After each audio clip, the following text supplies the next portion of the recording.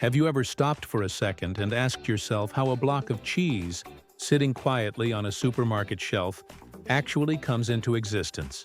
Not just in terms of the usual milk goes in, cheese comes out story, but the real, raw, emotional, almost secretive journey that begins long before the milk even touches a steel vat.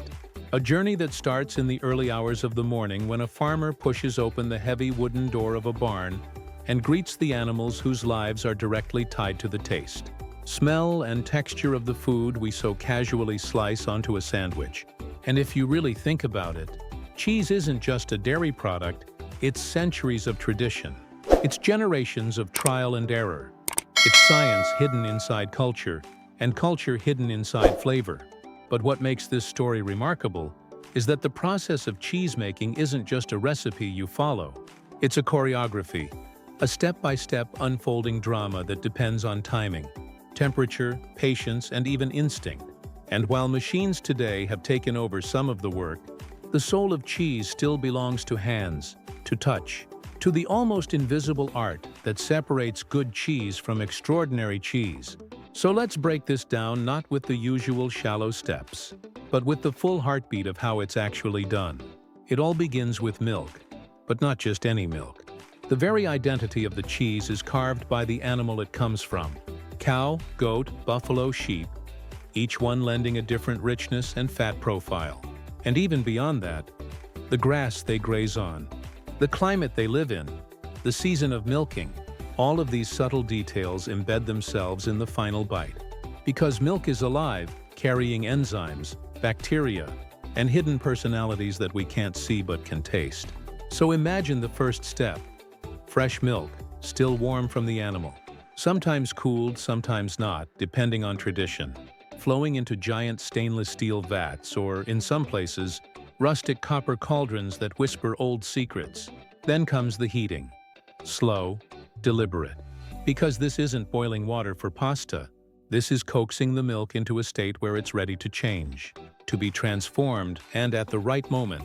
Rennet is introduced, a magical enzyme, once only from calf stomachs, now often microbial, but always carrying the same purpose: to trigger coagulation, to separate liquid from solid, to draw the curtain on the first act, and the milk, which seemed so ordinary seconds ago, suddenly thickens, firms, trembles like custard.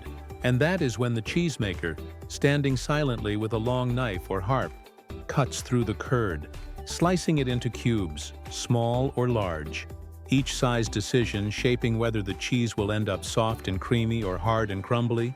And here's the part most people don't realize.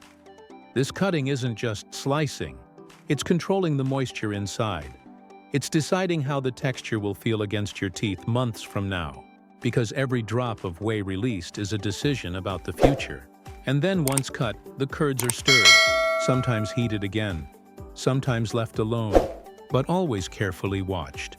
Because a few minutes too long, a few degrees too hot, and the cheese could lose its intended character. And after the curds release enough whey, the liquid is drained away, golden and rich, often used for ricotta or even animal feed, never wasted, leaving behind the soft, spongy curds that are now ready to be pressed together. But before pressing, salt often comes in, not just for taste but as a preservative, a protector, a subtle shaper of microbial life. And salt can be added in so many ways: rubbed on the surface, mixed directly into the curds, or through brining, where whole wheels are soaked in salty baths for days, each method whispering a different destiny into the cheese. But pressing, that's the moment of commitment, when curds are forced into molds, sometimes under the weight of stones in old traditions, now often under hydraulic presses, and the curds knit together, fuse into a solid body, expelling more whey, shaping into the recognizable wheels, blocks or bricks. And yet the story doesn't end here, because the true magic of cheese is aging, also called affinage, a word that carries elegance but really means time, care, atmosphere, and endless patience. Because when you place that young cheese into a cave or a controlled aging room, you're not just storing it, you're inviting bacteria and molds, good ones, to sculpt flavor, to carve character, And some cheeses take days, some weeks, some years.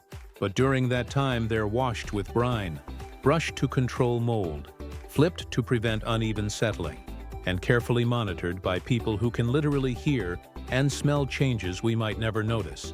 And this part is fascinating, because aging isn't passive, it's a dialogue, a negotiation between the environment and the curd, between humidity, airflow, microbes, and the cheesemaker's intent, and slowly, over time, the blandness of fresh curd is replaced with depth, tang, nuttiness, sharpness, sweetness, sometimes even the earthy funk that makes certain cheeses unforgettable.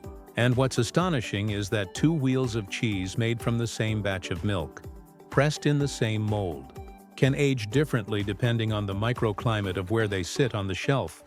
Because cheese is alive, breathing, evolving, changing every second. And that's why cutting into a wheel months later is always a reveal. Never fully predictable, always slightly unique. But here's a part that often goes untold. Cheesemaking isn't just science and flavor. It's cultural storytelling. It's villages guarding recipes like family heirlooms.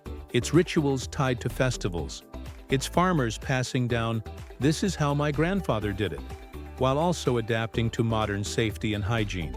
And so when you taste a slice of sharp cheddar or a creamy brie, you're not just tasting milk and salt.